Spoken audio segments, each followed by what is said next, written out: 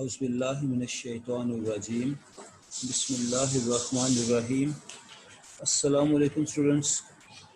I'm your teacher Slim Yusuf and it is my second lecture for the students of BS English, 4th semester.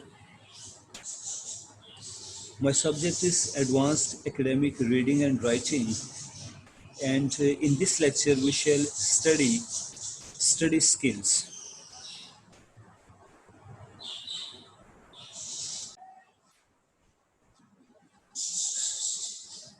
जी, ये मेरा दूसरा lecture है subject advanced academic reading and writing से मुतल्लिक, और आज का हमारा टॉपिक है स्टडी स्किल्स।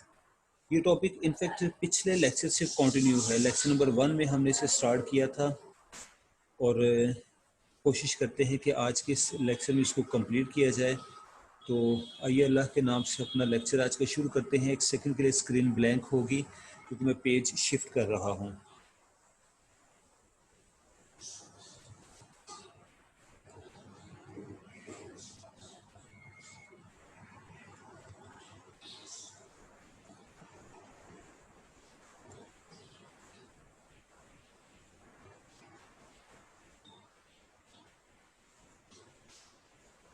जी, अब आपके सामने स्क्रीन पर स्टडी स्किल्स का टॉपिक है।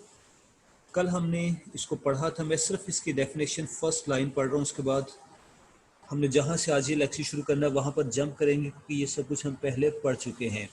तो आपकी याद दहानी के लिए सिर्फ इसकी definition, study skills are the skills you need to enable you to study and learn efficiently. कहा गया कि स्टडी स्किल्स कुछ ऐसी स्किल्स हैं कि आपको इनकी ज़रूरत है ताकि आप मौसर तरीके से पढ़ सकें।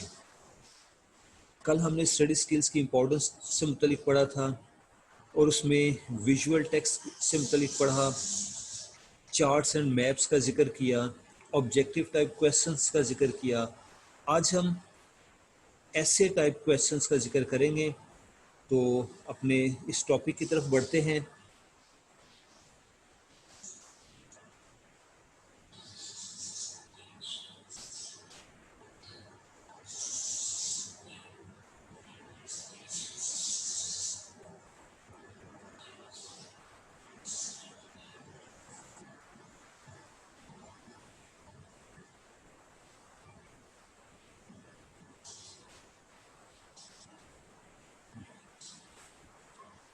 ऐसे टेस्ट स्ट्रेटजीज।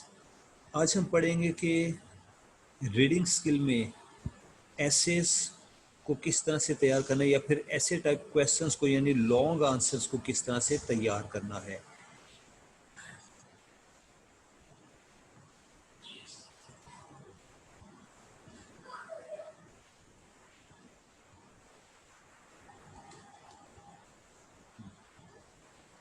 अब स्क्रीन काफ़ी क्लियर होगी क्योंकि इसकी ब्राइट कम थी।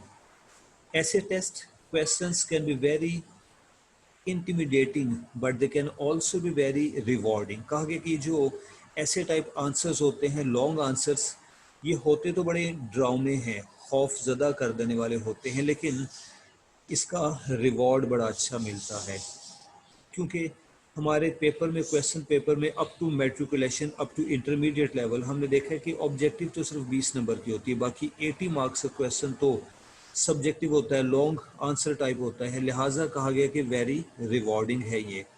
Unlike other types of exams such as multiple choice, true और फॉल्स, ऐसे test allow you develop an answer based on your understanding और नॉलेज। इसमें कहा गया कि बाकी के जो टेस्ट हैं जैसे कि मल्टीपल चॉइस है, या ट्रू फॉल्स है, या एमसीक्यूज है, तो उनमें तो हम पाबंद हैं कि जो ऑप्शंस हमारे सामने दी गई हैं, जो गिवन है, उन्हीं में से एक ऑप्शन को सिलेक्ट करना है। इसके अलावा हमारे पास चॉइस कोई नहीं है। लेकिन जब हम ऐसे टाइप टेस्ट लिख रहे हैं तो उसमें हम अपने नॉलेज का इस्तेमाल करते हुए सवाल के जवाब को बनाते हैं, कंस्ट्रक्ट करते हैं, अपनी तरफ से दलील देते हैं, पढ़ने वाले को कायल करते हैं। If you have studied all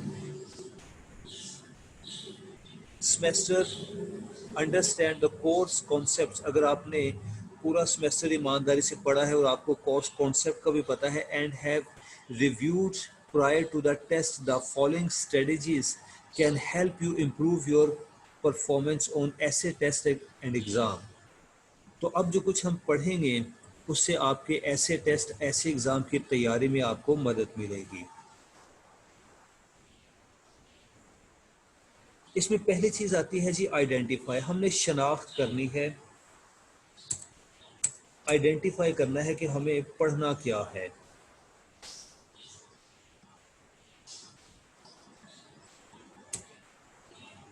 तो ये हमारी पहली हेडिंग है, identify easy questions, ask for short concise answers and typically do not require a fully developed ऐसे।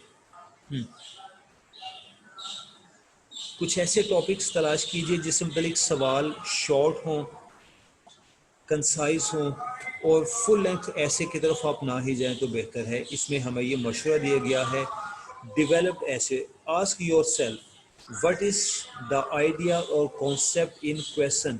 पहले अपने आप से पूछें कि ये जो टॉपिक आपके सामने इसका कॉन्सेप्ट क्या है। What are the main characteristics, इसकी खूबियाँ क्या हैं। व्हाट डज दिस मीन, और इस टॉपिक का मतलब क्या है। यानी कि जिस टॉपिक पर आपने मजमून लिखना है, जो टॉपिक आप डिस्कस कर रहे हैं, स्टडी कर रहे हैं, उसको तवज्जो से पढ़ें। उसके बाद key words to look for, इसके इंपॉर्टेंट वर्ड्स को तलाश करें। Summarize, list, describe, define, enumerate, state. Next example questions. Define what is meant by separation of church and state. ये एक एग्जाम्पल दी गई है कि डिफाइन, एग्जाम्पल क्वेश्चन है, define what is meant by separation of church and state, के church और state के अलहदा होने का क्या मतलब है।